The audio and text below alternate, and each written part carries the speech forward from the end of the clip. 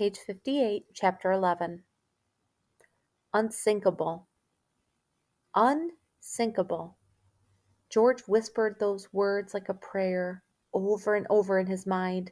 He thought of Mr. Andrews, of how sure he was of this ship. But the longer he stared at that water, the foaming green water rising higher every second, the more certain he became.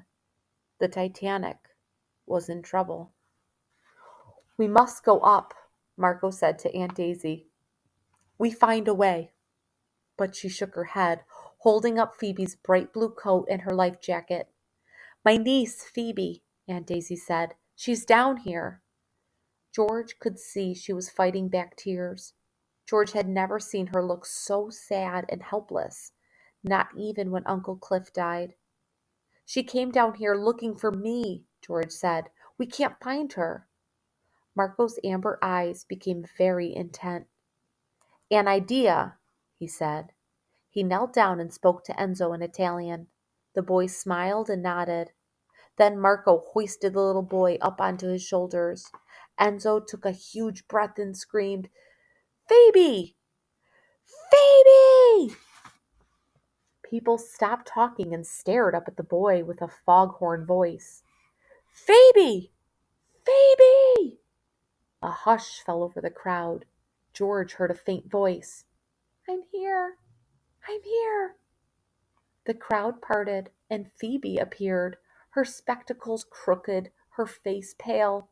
She staggered forward and threw her arms around George, burying her face in his chest.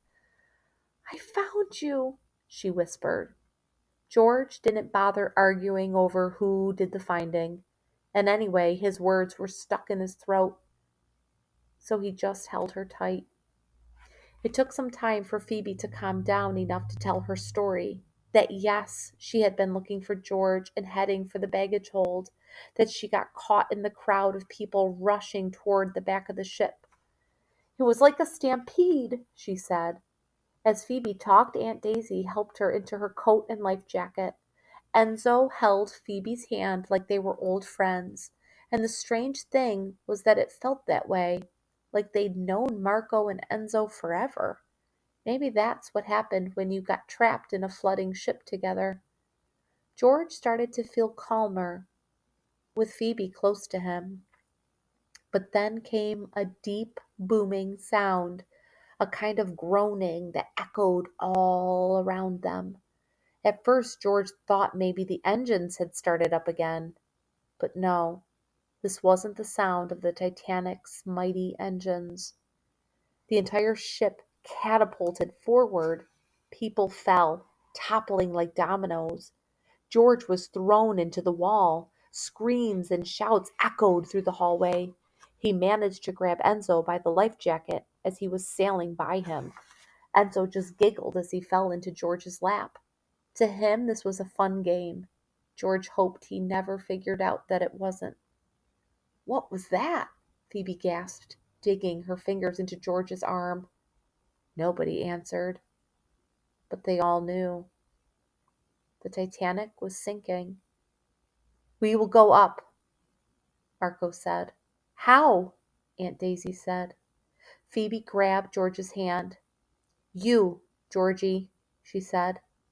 "What?" George said. "Phoebe's right," Aunt Daisy said. "You know the ship better than anyone." She turned to Marco. "He's explored every inch." George couldn't believe it. They were counting on him?